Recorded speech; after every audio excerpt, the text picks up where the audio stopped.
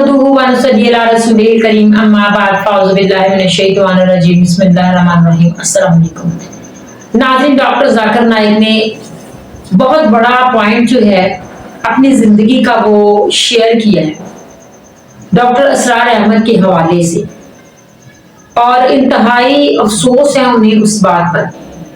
अब वो कौन सा पॉइंट है जिस पर उनको अफसोस है और उन्होंने ऑन कैमरा उसको बताया भी है। आइए सबसे पहले वो वीडियो देखते हैं, उसके बाद इस पर मजीद बात भी करेंगे। उससे पहले मेरे चैनल को सब्सक्राइब करें। आइए वीडियो देखें।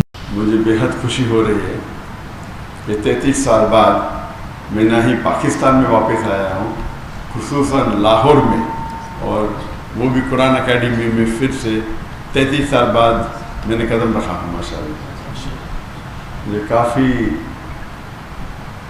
माशाअल्लाह बेहद खुशी महसूस हो रही है, लेकिन साथ साथ डॉक्टर इहसान अहमद साहब रहीमुल्लाह कमी भी महसूस हो रही है। और अक्सर जब मैं पाकिस्तानियों से, जितने पाकिस्तानी से मुलाकात करता हूँ, तो अक्सर कहते हैं कि जब डॉक्टर इसरार अहमद साहब जिंदा थे तो हमने उनकी उतनी कदर नहीं की जितनी करना चाहिए, लेकिन अभी जो कहते हैं तकरीर में, अभी हमें एहसास होता है। और जैसे कि आप जानते होंगे कि मैं शेख अहमद दीदा साहब से मुतासर होकर जो मेडिकल कॉलेज में था 1987 दिसंबर में उनसे मुलाकात की, और तकरीबन 3.5 साल बाद मैं डॉक्टर इसरार अहमद साहब से मुलाकात की। ये दोनों शख्स थे जो मुझे मुतासर किए, और इनके वजह से मैं डॉक्टर ऑफ बॉडी से डॉक्टर ऑफ सोल बना, जिस्म के डॉक्टर से रूह का डॉक्टर। जब दीदा साहब से मुतासर हुआ मैं, तो उसके बाद मैं इस्लामिक वीडियो कैसेट्स बाकी जितने बाकी मुकर्रिन थे उनकी सुनने लगा, और अक्सर अंग्रेज़ी में सुनता था। वाहिद उर्दू तकरीर अगर सुनता था तो डॉक्टर इहसान अहमद साहब, क्योंकि मुझे शौक़ था वीडियो कैसेट कलेक्ट करने का। तो जब मैं अमेरिका गया था और बाकी दीगर ममालिक, तो वहाँ मुझे डॉक्टर साहब की कैसेट मिली, और उसके बाद अगर मैं उर्दू में मेरे लिहाज से उनके अलावा मैं किसी और की वीडियो कैसेट नहीं देखा। मैं थोड़ा चंद मिनट हो सकता है। डॉक्टर इसरार अहमद साहब की उर्दू फसी थी, लेकिन फिर भी दिल को छूती थी, और मेरा शौक़ रहा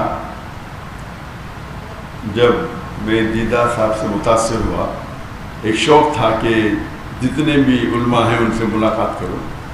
तो शौक़ ने मुझे 1951 में पाकिस्तान ले गया, और 1991 में मैं कुरान अकेडमी आया और डॉक्टर इहसान अहमद साहब से मिला।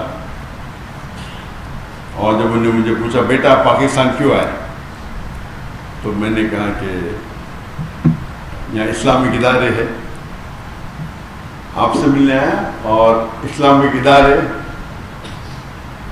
को देखने गया। तो उन्होंने कहा पाकिस्तान में इदारे तो बहुत मिलेंगे, लेकिन इस्लाम नहीं मिलेगा। और अल्हम्दुलिल्लाह जो मैं मुतासर हुआ डॉक्टर इहसान अहमद साहब की सादगी के साथ, जो सिंप्लिसिटी। तकरीर के पहले कहना चाहता हूँ कि आप जानते हैं कि मेरी तालीम अंग्रेज़ी में हुई है, तो और उर्दू पे महारत नहीं है, तो जाहिर है कि अगर इसमें कुछ गलतियाँ होंगी तो उसे आप नज़रअंदाज करें। और खुसूसन आप डॉक्टर इहसान अहमद साहब रहीमुल्लाह को सुनते हैं तो मेरी उर्दू तो एकदम अपोजिट, एक्सट्रीम।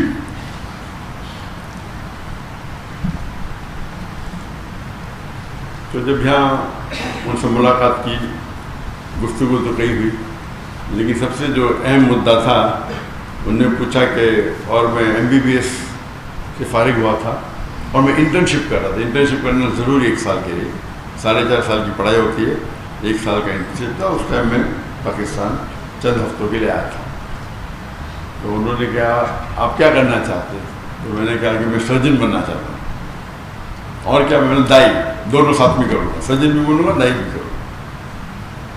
تب ڈاکٹر صاحب نے کہا کہ میں نے 7 سال کوشش کی ڈاکٹر اور دائی دونوں بننے کی,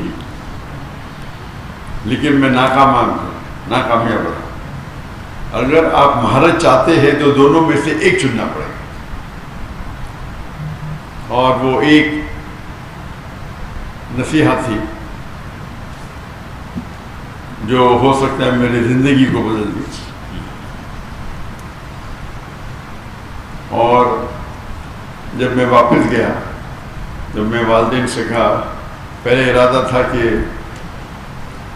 جب میں ماسٹرز کروں گا سرجری میں تو ہفتے میں آدھا دن چھٹی ملتی ہے, 24 آورز آپ کو ہاسپٹل میں رہنا چاہیے.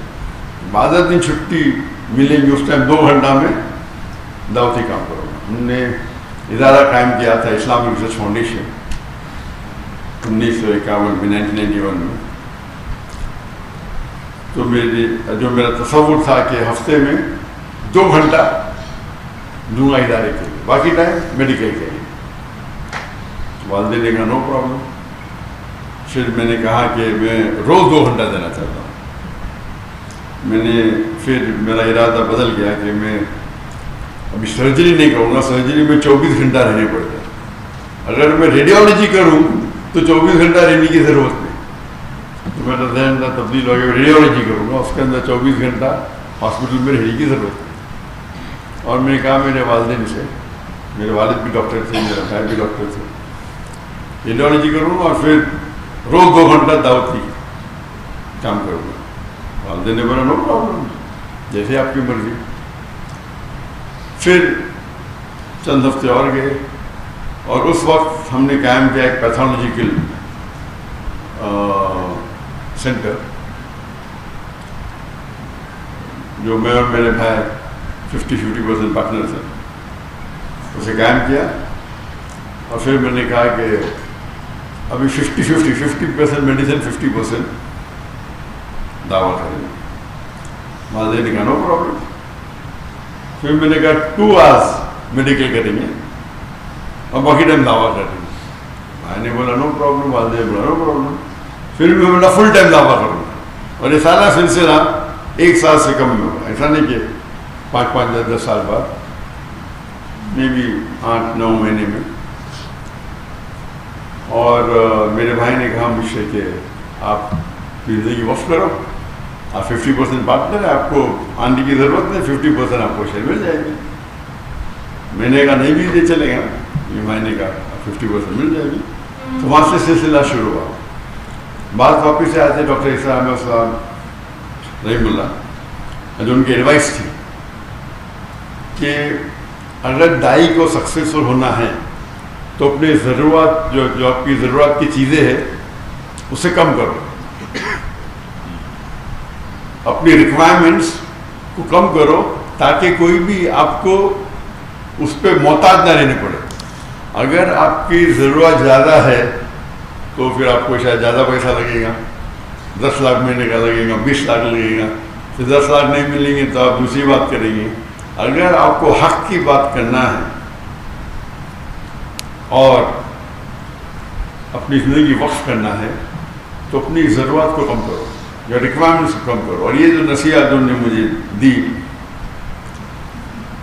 اس کو میں نے دل میں سنبھال کے رکھا. اور آج بھی میں کہتا ہوں, جب میں نے دعوتی کام شروع کیا تو فیملی کا فل سپورٹ تھا, تو کام کرنے کی ضرورت ہی نہیں تھی. لیکن پھر بھی مجھے کئی شوق ہے, تو تقریباً میں دن میں ایوریج 14 سے 15 گھنٹہ دعوتی کام کرتا تھا. یہ میں بات کر رہا ہوں مینج کی بات. جب شادی کے پہلے میں تقریباً 9-10 گھنٹے دیتا تھا دعوتی کام میں. تو لوگوں نے کہا کہ شادی کرو گے تو ٹائم کم ہو جائے گا. تو स्कूल में सीखा था वेन डायग्राम। वेन डायग्राम मतलब ऐसी चीज़ करो जो दो चीज़ एक साथ में हो। तो मैंने दाइया से शादी की। नाज़रीन, आपने सुना कि डॉक्टर साहब डॉक्टर सरार अहमद की कितनी इज्जत करते थे, और वो कहते हैं कि उनकी वजह से मैं जिस्मानी डॉक्टर से रूह का डॉक्टर बना। बहुत ही ज्यादा मुतासर थे हमसे, लेकिन वो ये कहते हैं कि हमने उनकी कदर, उनका जब वो जिंदा थे तब नहीं की जितनी कदर हमें करनी चाहिए थी। ये उनकी वफात के बाद हमें एहसास हुआ है कि वो कितनी बड़ी शख्सियत थी, कितने बड़े आलिम थे वो। इसी तरह से बहुत सारे इस तरह के लोग हैं, बहुत सारे उलमाए कराम हैं जो कि वाकई ही दीन को पेश करते हैं, और हम उनकी कदर नहीं करते। लेकिन जब वो इस दुनिया में नहीं रहते हैं तो फिर हमें एहसास होता है कि हमने कितनी कीमती चीज जो गवा दी है। इसीलिए मैं आपसे कहा करती हूँ कि आप जो सही आलिम हैं, जो वाकई ही दीन का काम कर रहे हैं, उनकी इज्जत भी करें, उनकी कदर भी करें, उनको सुना करें, ताकि आपको भी कोई ना कोई किसी ना किसी इस तरह की चीज का पता चलता रहे जो हमारी आखिरत का सामान बने, हमारे लिए हदायत का सामान बने। अल्लाह पाक डॉक्टर जाकिर नाइक को जिंदगी सेहत दे, और वो इसी तरह से इस्लाम को फैलाते रहें, क्योंकि वो इंटरनेशनल लेवल पर बहुत बड़े आलिम हैं, हमारे लिए फख्र का बाइस है। इतने सारे गैर मुस्लिमों को उन्होंने मुसलमान किया है सिर्फ और सिर्फ अपनी जुबान की तासीर से जो अल्लाह पाक ने उनकी जुबान में डाली है। इस्लाम तो वही है जो तमाम उलमाए कराम बयान करते हैं, लेकिन सही तरीके से बयान करना, चीज को खोलकर बयान करना और वाकई ही कुरान हदीस से बयान करना, ये हर आलम का काम नहीं है। अल्लाह पाक हम सबको अपने अहकामात पर चलने की तौफीक अता फरमाए। आमीन। चैनल को प्लीज सब्सक्राइब करें, वीडियो शेयर करें, लाइक करें, कमेंट्स बॉक्स में जाकर अपनी राय का इज़हार जरूर कीजिए। अस्सलाम।